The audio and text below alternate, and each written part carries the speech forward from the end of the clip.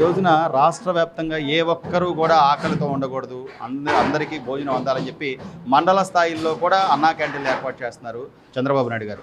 దీని మీద మీ అభిప్రాయం ఏంటి? నిజంగా అన్నా క్యాంటీన్ వల్ల ఉపయోగం ఉందంటారా? అంటే వైసీపీ నాయకులు ఏమంటారంటే దీనివల్ల ఉపయోగమే లేదు, దీని మీద పెట్టే ప్రతి రూపాయి దండగా అక్కడ అడుక్కునే తినే వాళ్ళు తప్ప ఎవ్వరు తింటలేదని చెప్పి వాళ్ళు మాట. అది అబద్ధం. ఎందుకంటే అందరూ ఆకలితో అలమటించిపోయారు మొన్నటి వరకు, బాబు గారు ప్రభుత్వం వచ్చే వరకు. అలాంటిది బాబు గారు లేనప్పుడు మాకు ఇలాంటి పేదవాళ్ళు, వ్యాపారస్తులు, ఉద్యోగస్తులు పొరుగురు నుంచి వచ్చి అన్ఎక్స్పెక్ట్గా భోజనాలు లేక ఇబ్బంది పడేవాళ్ళు హోటల్ మూసేసి మొన్నటి వరకు. ఇలాంటి సందర్భంగా ఈ క్యాంటీన్ చాలా ఉపయోగపడుతుంది. బాబు గారు పుణ్యం అంట. పేదవాళ్ళు అందరూ టయానికి టైం టు టైం, ఉదయం పూట టిఫిను, మధ్యాహ్నం భోజనం, రాత్రి భోజనం. ఎవరింటో కూడా ఇట్లా జరగదు. ఉండొచ్చు లేకపోవచ్చు, అది అధికారం కదా. తప్పనిసరిగా టయానికి భోజనం పెడుతున్నారు. అన్నీ శుభ్రంగా పప్పు, సాంబారు, చట్నీ, పెరుగు అన్నీ బాగుంటుంది. శుభ్రంగా తింటున్నాం కడుపు నిండా. ఎలాంటి ఇబ్బందులు లేవు.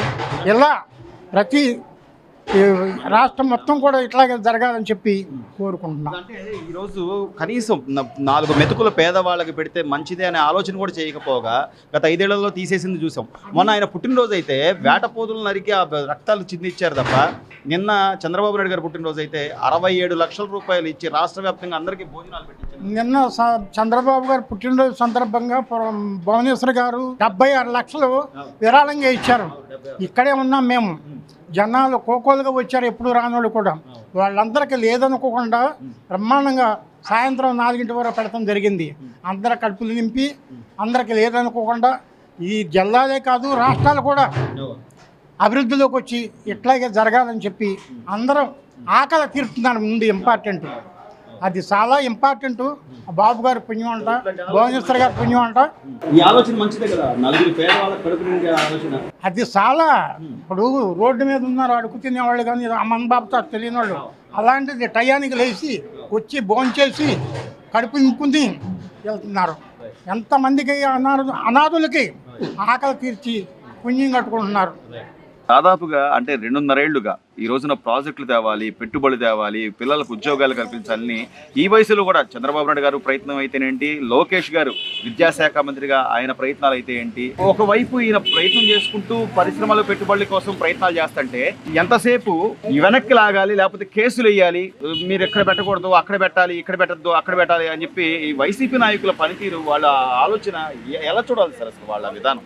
ఎక్కడో చోట ఏదో ఒక విధంగా అభివృద్ధి చేస్తున్నారు. దాని గురించి వేరే వాళ్ళు మాట్లాడినా ఎవరు ఒప్పుకోరు. ఈ పార్టీ గాని ఆ పార్టీ గాని ఏది. ఇంతకుముందు జగన్ గారి హయాంలో రోడ్లు లేవు, రోడ్లు ఇది చేయలే. ఇప్పుడు ఆయన ఎంతసేపు వాళ్ళకి డబ్బులు, వీళ్ళకి డబ్బులు, ఈ పేదలకు ఇది అనేది కానీ రోడ్ల అభివృద్ధి ఏంటి, రాష్ట్ర అభివృద్ధి ఏంటి అనేది అనబడ్డా. ఇప్పుడు గూగుల్ వైజాగ్ లో ఎందుకు పెడతారు, లేకపోతే మచిలీపట్నంలో పెట్టచ్చు, లేకపోతే రాయలసీమలో పెట్టచ్చు, కానీ అసలు ఈ తరహా విధానం ఏమంటే అన్ని రాయలసీమకి వెళ్ళిపోతే ఆంధ్ర వాళ్ళు పిచ్చోళ్ళు, ఇక్కడ వాళ్ళు అన్నిటినీ సమానంగా చూసుకోవాలి కదా. ఇప్పుడు మనకు 4 పిల్లలు పుట్టారండి, నలుగురిని ఒకే విధంగా చూడాలి. ఒకనొకలాగా చూడకూడదు. మీరు అన్నట్టు బాబాయ్, అసలు రాజధాని అభివృద్ధి అంటే ముందు రాష్ట్రానికి ఒక పేరు ఉండాలి సార్. మనం ఈ రోజున అమరావతి రాజధాని అని చట్టబద్ధత తెచ్చుకున్నాం, గెజిట్ వచ్చింది, రాష్ట్రపతి ఆమోద ముద్ర కూడా వచ్చిన తర్వాత ఇప్పుడు అసలు ఒక రాచమల్లు శివప్రసాద్ రెడ్డి అనే ఆయన మీరు అమరావతి మీరు కడితే అంతా కొట్టుకుపోతే అంత అని మాట్లాడే పరిస్థితి అంటే ఎంతవరకు సమంజసం ఆ మాట? అది తప్పండి. మరి మీరు ఉన్నప్పుడు ఒక రాజధాని లేదు. ఇప్పుడు మనకంటూ ఒక కొంప ఉండాలి, లేదు 3 రాజధానులు అన్నారు. ఎక్కడ పెట్టారు? ఇప్పుడు ఆయన అంటూ మనకు ఒక ఇది ఉండాలని సంకల్పం చేస్తున్నారు. చేతనైతే సాహిత్యం చేయండి, వేరే మాటలు అనకూడదు. వాళ్ళ మీద అప్పుడు ఒక పక్కేమో మేము అమరావతికి అనుకూలం అంటారు, ఇంకో పక్క అసలు అమరావతి కాకూడదు అంటారు. తప్పండి, అది తప్పు. అలా అనకూడదు. ఇప్పుడు రాజధాని అనేది అమరావతి అందరికి దగ్గరలో ఉంటది, నడిబొడ్డున ఉంది. ఇది ఇప్పుడు ఇంతకుముందు హైదరాబాద్ అంటేనేమో ఎక్కడో చివరకు ఉంది. వైజాగ్ నుంచి హైదరాబాద్ రాజధాని వెళ్ళాలంటే చాలా ఇబ్బందులు పడేవాళ్ళు. ఇవాళ అందరికి సమతుల్యంలో సమాన దూరంలో ఉంది. దానివల్ల తప్పు లేదు. అమరావతికే మా ఓటు, అమరావతికే మా ఇది సపోర్టు. అట్లాగే బాబాయ్, ఈ రోజున పునర్విక పాప గురించి అందరికీ తెలుసు. పునర్వికకి ఇంజక్షన్ కి సంబంధించి సుమారు 6 కోట్ల రూపాయలు లోకేష్ గారు ఆర్థిక సాయం చేశారు. ఈ రోజున ఆ పాప చక్కగా హాయిగా చిరునవ్వులు నవ్వుతుంది. సో ఇదే ఆలోచనతో పునర్విక లాంటి కష్టం ఇంకా ఏ పిల్లలకు రాకూడదని చెప్పి ప్రాజెక్టు పునర్విక అనే ఆలోచన చేశారు లోకేష్ గారు. ఈ ఆలోచన పట్ల మీ అభిప్రాయం ఏంటి బాబాయ్? ఆయన హ్యాట్సాప్ అండి. ఎందుకంటే దయాగుణం కలిగిన వ్యక్తులు అలా ఎంతోమంది ఇది ఎంతమంది ఉంటారు. ఆయన చేసిన దానికి నా హ్యాట్సాప్, చాలా అభినందనీయం. ఇలాంటి ఆలోచనలు చేస్తా పోతుంటే ఎక్కడికక్కడ అడ్డుకోవడమో లేకపోతే విమర్శించడమో లేదా ఏదో ఒకటి, అది సమంజసమేనా బాబాయ్?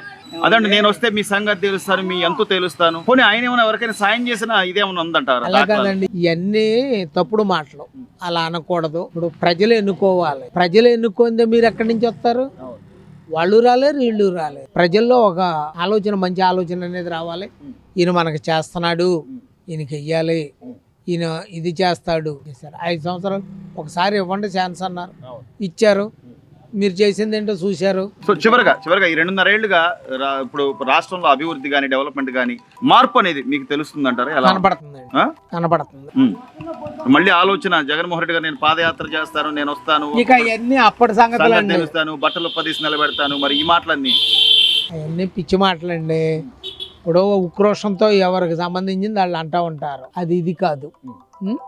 ప్రజలు ఆలోచిస్తున్నారా లేదా? ఆలోచన లేకుండా ఎలా ఉంటారండి? ఆలోచిస్తున్నారు, డెవలప్ కనపడుతుంది, అన్ని విధాల ఇది ఉంది. Please subscribe to Leo news for more videos.